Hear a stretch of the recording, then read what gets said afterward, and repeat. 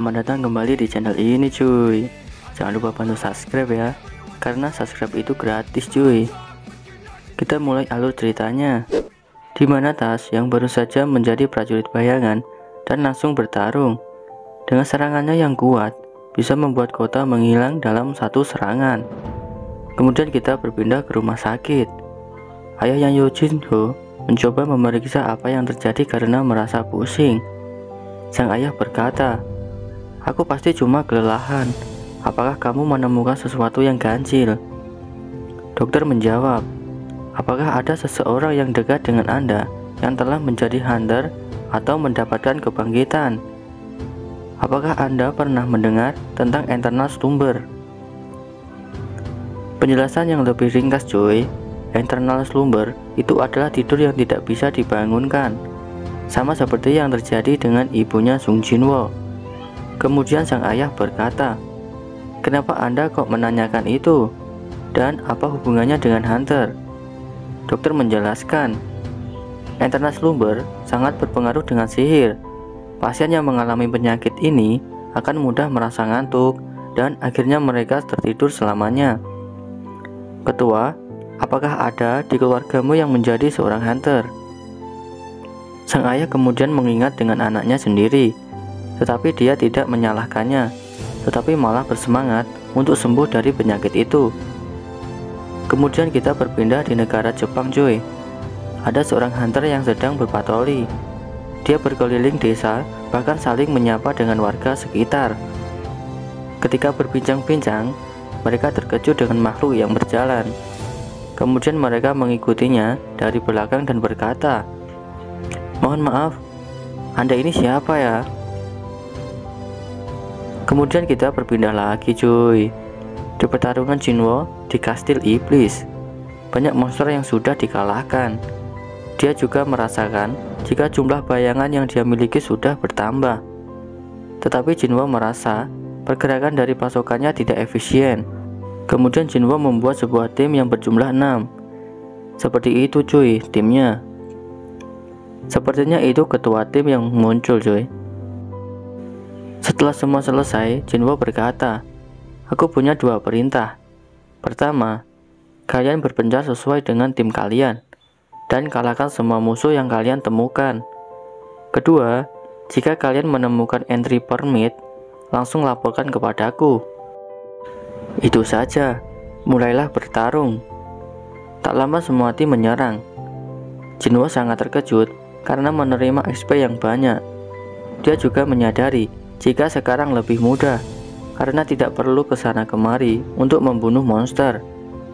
Tetapi monster tingkat tinggi mulai bermunculan yang mengharuskan dia meminum potion untuk memulihkan mana yang terkuras.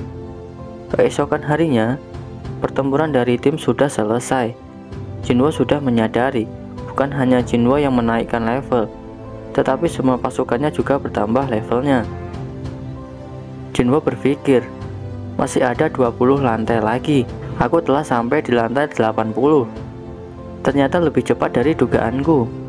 Tapi aku sudah 2 hari di sini, tapi aku masih belum menemukan entry permitnya. Jangan-jangan ada monster yang sangat kuat di sini. Sekedar info cuy, entry permit itu sebuah drop item yang bisa melompat dari lantai 1 ke lantai 5 atau ke 6 cuy. Contohnya seperti itu cuy. Tetapi penyebutannya terkadang berubah-ubah ya cuy. Kemudian Jinwo merasa jika mananya terkuras dengan cepat. Dia mulai menyadari jika prajurit bayangannya mungkin sudah dikalahkan. Jinwo menyimpulkan itu mungkin dari tim Iron. Karena mana Jinwo terus berkurang dengan cepat, dia langsung menarik kembali semua pasukannya. Dia mulai membuat sebuah rencana tentang tempat prajuritnya yang dikalahkan. Jinwo juga menyadari jika musuh saat ini mungkin memiliki kecerdasan yang tinggi karena bisa mendeteksi kelemahan musuhnya. Jinwo mencoba menyimpulkan jika tim yang akan diserang kemungkinan dari tim bos beruang. Karena dari semua ketua pasukanku yang terlemah saat ini cuma bos beruang. Dan sesuai perhitungannya, pasukan monster mulai bermunculan. Jinwo menyimpulkan jika mereka iblis bangsawan dan 3 iblis kesatria. Pertempuran pun terjadi. Tetapi pasukan iblis lebih unggul. Bos beruang bahkan dengan gampang dikalahkan. Melihat semua pasukan dihabisi oleh satu pasukan iblis, akhirnya Jinwo menampakkan dirinya, dan pertarungan pun terjadi. Iblis berusaha menusuk dengan tombaknya, tetapi bisa dihindari. Kemudian Jinwo menendang yang langsung mengenai kepala si iblis, bahkan langsung terbunuh cuy. Iblis yang lain langsung berdatangan. Jinwo bersiap dan menggunakan skill asasinnya yang langsung menghilang, dan langsung berada di depan kedua iblis, yang langsung dicincang tanpa sisa oleh Jinwo. Tinggal satu iblis yang tersisa, tetapi dia merasa ketakutan.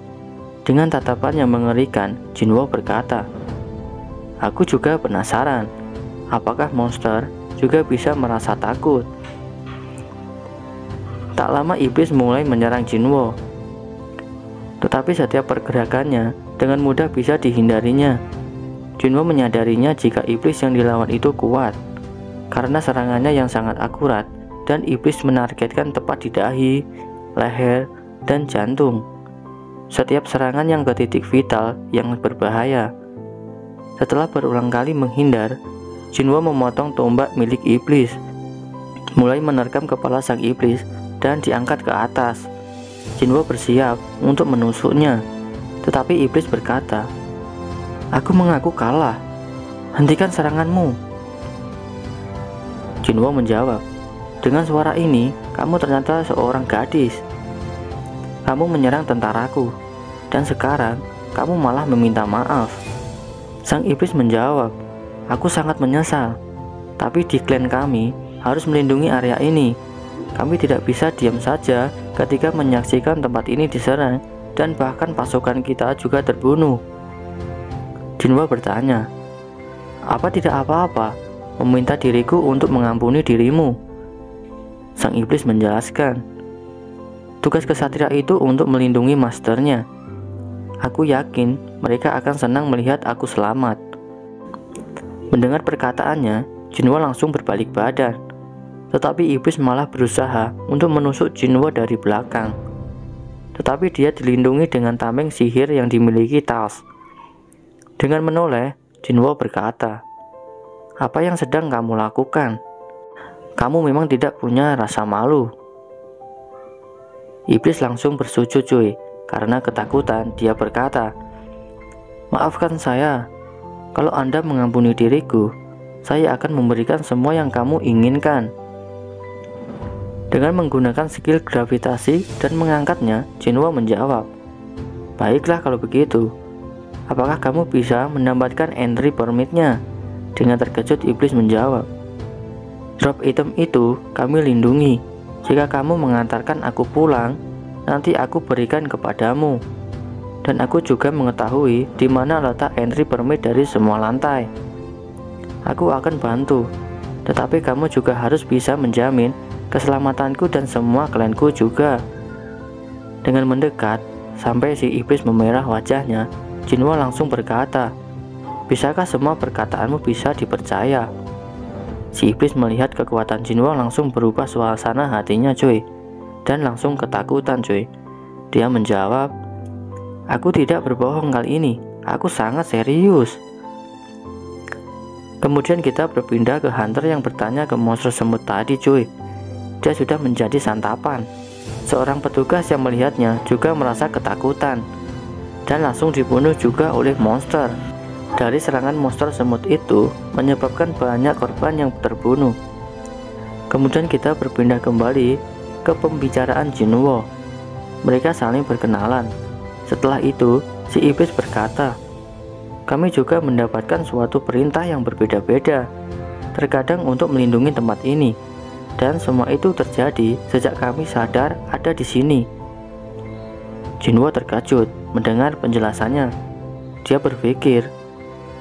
Dia berkata sadar ada di sini. Apakah iblis ini dulunya hidup di tempat lain? Kemudian Jinwo bertanya, "Lalu kamu tinggal di mana sebelum kamu sadar ada di sini? Dan apa yang kalian lakukan di dunia iblis ini?" Ketika akan menjawab, si iblis mengalami error. Dengan mata yang tidak normal dan pandangan yang kosong, dia berkata, Kami sedang bersiap untuk berperang. Jinwo sangat penasaran dan menanyakan hal-hal yang membuat dia tidak mengerti tentang tata cara, monster, dan sistem. Tetapi si iblis mulai error dan mengulangi perkataan yang sama berulang kali. Dan ketika Jinwo bertanya tentang bos mereka yang menyuruh, si iblis langsung pingsan cuy. Jinwo juga menyadari jika pertanyaan mengenai identitas musuhnya, sistem langsung membuat iblis menjadi terganggu, seperti ada yang menghalanginya. Kemudian kita berpindah ke pertempuran dengan monster semut cuy. Semua hunter sangat kewalahan menghadapinya, karena pergerakan yang sangat cepat, hunter bisa dibantai olehnya. Ketika pertempuran terjadi, ternyata ada sebuah mobil yang terdapat kamera yang membuat video dilihat oleh pejabat negara dan ketua hunter. Wojinjul juga menegaskan, korban dari serangan itu memakan 294 orang yang terbunuh dan hunter yang dikirim berjumlah 108 orang. Dan usulan berbagai pihak mulai menemukan jalannya. Akhirnya semua selesai. Wojinjul memanggil ketua Gonguhe. Dia berkata, "Saya tidak mengatakan pada saat meeting tadi, Pak. Tapi Hunter Wang Dongshu berkata akan bekerja sama dengan kita saat melakukan raid ke Pulau Jeju yang akan datang nanti." Ketua terkejut. Dia menjawab, "Aku bisa menebak yang dia rencanakan. Mungkin dia hanya ingin bertemu dengan Sung Jinwo." Kemudian Wang Junjul menambahkan, "Tapi Hunter Wang Dongshu bukan satu-satunya yang menghubungi kita. Dia itu dari hunter level negara." Ketua Gogune, maukah Anda melihat apa yang diinginkan olehnya? Kita berpindah di kastil iblis lagi cuy, dimana sang iblis baru bangun dari pingsannya. Jinwo berkata, "Kamu sudah sadar? Lihatlah, sepertinya sesama iblis itu tidak rukun. Tadi mereka mencoba untuk menyerangmu." Dengan terkejut dia menjawab, "Terima kasih sudah melindungiku." Iblis tak berotak, seperti mereka tidak menganggap iblis dengan kecerdasan berasal dari ras yang sama. Kemudian Jinwo menjawab, "Baiklah, langsung ke intinya saja. Di mana item yang kau janjikan?" Kemudian tak lama Jinwo langsung dibawa ke sebuah kerajaan. Ternyata iblis itu bernama Esil dan anak dari raja di kerajaan tersebut. Dan tak lama mereka bertemu dengan sang raja. Tetapi dia ketakutan karena menyadari jika Jinwo memiliki prajurit yang ada di bayangannya. Kemudian semua prajurit dari kerajaan menodongkan pedangnya ke arah Jinwo. Jinwo berkata, "Aku sudah berjanji kepada Esil. Aku akan langsung pergi ketika kamu memberikan entry pasnya kepadaku." Sang raja yang ketakutan menyadari jika Jinwo yang melakukan perjalanan yang membuat setiap lantai hancur, dan Jinwo menaiki lantai dengan sangat cepat. Bahkan raja juga berpikir jika mustahil bisa mengalahkannya. Kemudian raja menjawab, "Apakah hanya entry pass saja yang kamu inginkan?" Kemudian Jinwo juga menginginkan Esil untuk menemaninya dan membantu di setiap lantai, biar lebih cepat menyelesaikannya. Raja yang melihat sang anaknya dirangkul Jinwo sangatlah kesal. Ya, seperti itu ya cuy, cerita hari ini. Bagaimana perjalanan Sung Jinwo dan iblis cantik itu cuy? Apakah mereka akan jadian atau gimana nantinya? Simak lagi di video selanjutnya.